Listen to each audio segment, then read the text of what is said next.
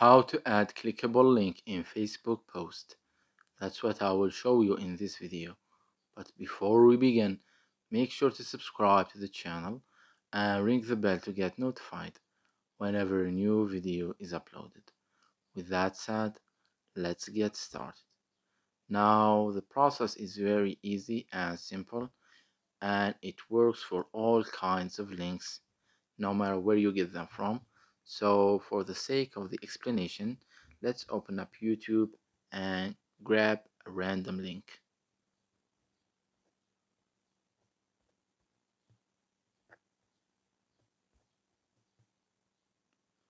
Say for example, this one right here. Let's copy the link. And then let's head over to Facebook. Let's tap to create a post. And here you simply just need to paste your link.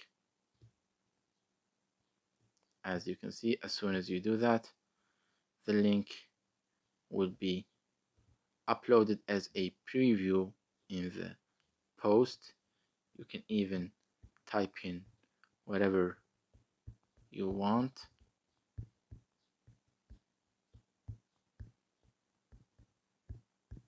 Something like this. And also you can even delete the link